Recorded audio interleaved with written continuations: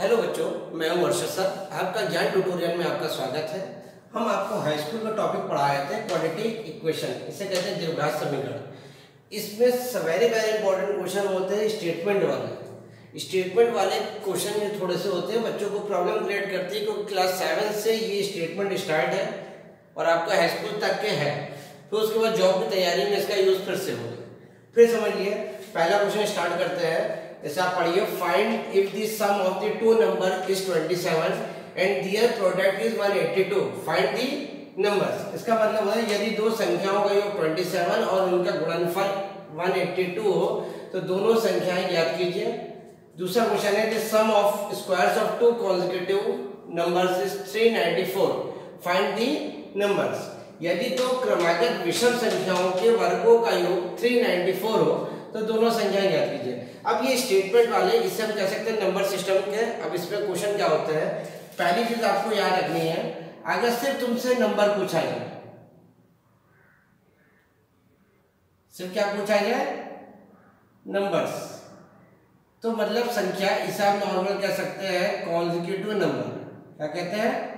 Consecutive number. इसे कहते हैं क्रमागत संख्या, इसे सक्सेसिव भी कहते हैं। तो पहला नंबर आप हमेशा x मानोगे, दूसरा x+1 मानोगे, x+2। क्लियर हुआ? अगर तुमसे कहे कॉन्सेक्यूटिव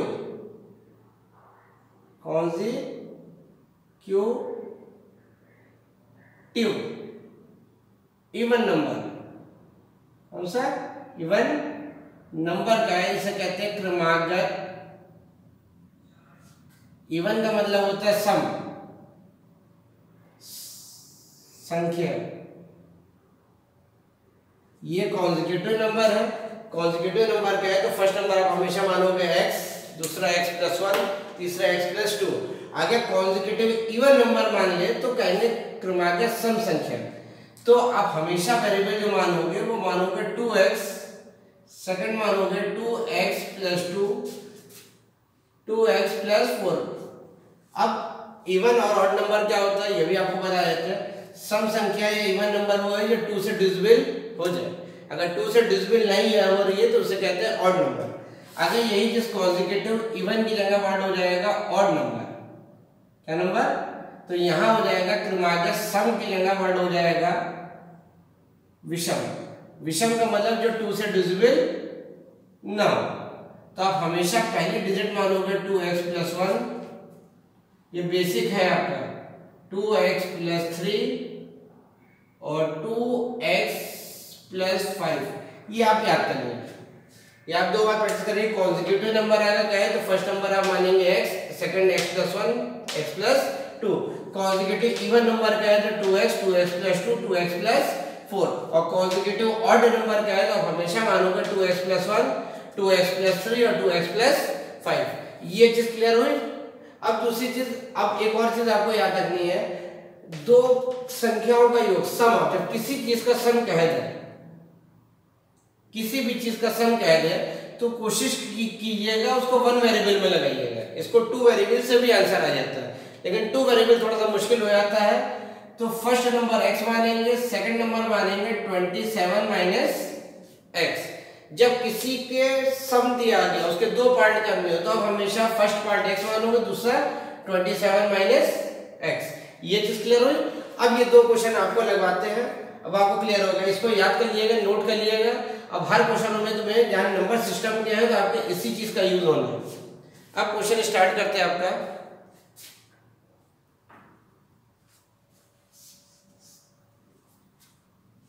सेकंड क्वेश्चन पहले स्टार्ट करते हैं। कह रहा है the sum of the squares of two consecutive odd number is 394, find the numbers। Two consecutive odd number कह रहा है तो फर्स्ट consecutive odd number के लिए हमने क्या बताया है, फर्स्ट नंबर हम मानेंगे 2x+1, सेकंड जो मान लेंगे 2x+3। ये consecutive odd नंबर है, इसका कह रहे थे स्क्वायर्स ऑफ। अब according to condition square square, question समझिएगा, इसके स्क्वायर का सम, सम का मतलब बीच में किसका साइन लगेगा, plus is equal to 394 4। Clear हुआ? दिस क्या कह रहे हैं, sum of the squares of two consecutive odd number.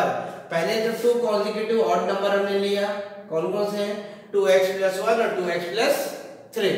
अब क्या कह रहे हैं, द स्क्वायर्स ऑफ सम है, the sum of the squares of two consecutive number is. अब इसको हम सॉल्व करेंगे तो ये एक आइडेंटिटी बन रही है आपकी, a² + b² + 2 × a × b। ये भी एक आइडेंटिटी बन रही है, a² + b² + 2 × a × b = 394। अब हम इसको यहाँ पे करेंगे तो 4x² + 1 + 4x + 4x² + 9 + 3 × 6, 6 × 12 = 394। अब देखिए लाइट हम पास लाइए, पहले इसको ऐड करेंगे तो 4x² + 16x + 10 - 394 = 0। ये हो जाएगा 8x² + 16x - इसको करेंगे तो 384 = क्या आ गया, 0। अब इसमें देखिए कुछ कॉमन अगर आ रहा है, 384 के फैक्टर करिए, 2 से करोगे, 2 1 = 2, 2 9 = 18, 2 2 = 4, 2 9 = 18, 2 6 = यहां से 8 कॉमन आ रहा है, तो यहां से हमने कॉमन ले लिया 8x² + 2x - अब 8 जब कॉमन लेंगे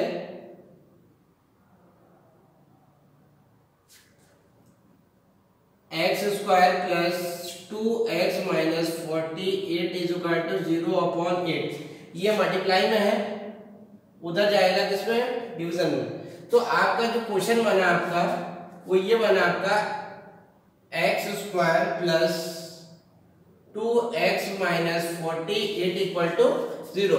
अब ये जाके आपका क्वाड्रेटिक इक्वेशन बन गया। क्वाड्रेटिक इक्वेशन हमने फैक्टराइजेशन मेथड भी सिखा चुके हैं और यूजिंग फार्मूला भी, वो आपको जो आसान है। अब यहाँ 48 का फैक्टर करेंगे तो 8 6 है, x² + 8 - 6x - 48 = जिसने हम लोग का फैक्टराइजेशन वाला चैप्टर नहीं देखा होगा तो उससे जाकर देख ले और क्लियर हो जाएगा आपका। x² + 8x - 6x - 48 = 0। पेयर बनाया, x कॉमन ले लिया, x + 8 - 6 कॉमन ले लिया, x + 8 = 0। तो x + 8 और x - 6 = 0। तो x की वैल्यू एक आई -8 और एक x की वैल्यू आई है 6। अब हमें यहाँ पूछा क्या गया है, this square of the two consecutive odd numbers. ये आपका आ गया, ये हम नेगलेक्ट कर देंगे। अब हम वैल्यू किसे पुट करेंगे, फर्स्ट नंबर है 2x + 1 और एक आपका है 2x + 3। तो 2 × 6 + 1 12 + 1 = 13 आ गया। यहाँ पे आ जाएगा 2 × 6 + 3, तो जाएगा 12 + 3 = 15। ये आपकी वैल्यू आपकी आई दो नंबर, एक आपका है 13 और एक आई है 15। क्लियर? फिर से एक बार रिवीजन कर लेते हैं। जब टू कॉन्जिक्यूटिव नंबर का है तो पहले कॉन्जिक्यूटिव नंबर लिख लेते हैं। कॉन्जिक्यूटिव नंबर क्या है, 2x + 1 और 2x + 3, क्योंकि यहाँ पे कह रहे हैं कॉन्जिक्यूटिव ऑड नंबर क्या है, इसलिए 2x + 1 2x + 3। तो sum of the squares of the two consecutive odd number is 395। Main चीज आपकी ये स्टेटमेंट का है, ये स्टेटमेंट क्लियर हो गया, आपका सब कुछ क्लियर हो गया। अब यहाँ पे हमने आइडेंटिटीज लगाई, a² + b² + 2ab, a² + b² + 2ab। यहाँ पे हमने करके एक फैक्टर बना लिया, इसे क्वाड्रेटिक इक्वेशन बना दी। क्वाड्रेटिक इक्वेशन को सॉल्व करने के दो तरीके हैं, एक फैक्टराइजेशन मेथड है और एक यूजिंग फार्मूला। फैक्टराइजेशन छोटी डिजिट है इसलिए हमने फैक्टराइजेशन से करके दो वैल्यू निकाली। -8 को हमने निगलेक्ट कर दिया क्योंकि यहाँ पर नेचुरल नंबर है। ठीक, तो आपका x = क्या आ गया 6, दोनों में वैल्यू रख दिया हमने, एक 13 आया और एक 15 आया। क्लियर हुआ? अब हम दूसरा क्वेश्चन लगाते हैं, बिल्कुल क्लियर हुआ? अब हम दूसरा क्वेश्चन लगाते हैं।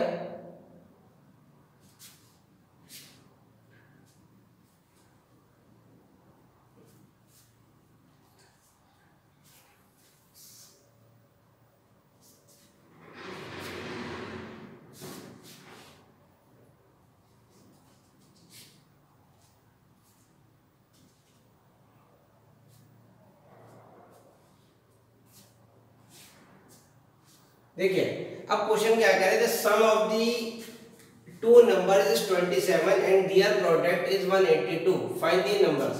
जो हमने कहा किसी चीज का सम दिया हो या उसको दो पार्ट में डिवाइड करना हो, तो हमने आपको बताया था उसको वन वेरिएबल से लगाएंगे, इसको रफ में हम लिख लेंगे 27 के टू पार्ट से। इसे रफ के लिए हम करते हैं ये x, ये हो जाएगा 27 माइनस x। तो फर्स्ट पार्ट आपका हो गया x और सेकंड पार्ट जो हो गया 27 माइनस x। पहली लाइन का मतलब आ गया। अब अकॉर्डिंग टू क्वेश्चन क्या करें, एंड दियर प्रोडक्ट इज 182, इन दोनों का प्रोडक्ट जो दे रखा है 182। प्रोडक्ट का मतलब होता है multiply, 27 minus x is equal to 182। ये चीज समझ में आई कि नहीं आई? जब किसी भी चीज के दो पार्ट करने हो या दो का सम दिया गया हो, तो ये आपका रफ का काम है, ये आप कर लेते हैं। अब ये आपका एक फर्स्ट पार्ट हो गया, दूसरा हो गया 27 माइनस x। अब इन दोनों का क्या कह रहे हैं, प्रोडक्ट। प्रोडक्ट का मतलब गुणनफल, गुणनफल क्या है, अब इसको मल्टीप्लाई कर दो, 27 minus x square is equal to 182। हमेशा क्वाड्रेटिक इक्वेशन हमने बताया था, जो ये फर्स्ट चीज होती है सबसे बड़ी वाली, वो हमेशा पॉजिटिव होनी चाहिए। तो इजी क्या रहेगा आपका, ये चीज इंटरचेंज करके x स्क्वायर उधर ले जाएंगे, x square minus 27x plus 182 equal to 0। x square minus, अब इसके हमें फैक्टर करने, ये बना क्वाड्रेटिक इक्वेशन। क्वाड्रेटिक इक्वेशन है तो 182 का फैक्टर करोगे, 182 के फैक्टर करोगे, पहले 2 से डिवाइड करोगे, फिर आएगा आपका 7 से 7 1 जा 7, 7 3 जा और 13 1 जा। अब ऐसे करने 27 आ जाए, एक्स स्क्वायर 182 इक्वल टू 0।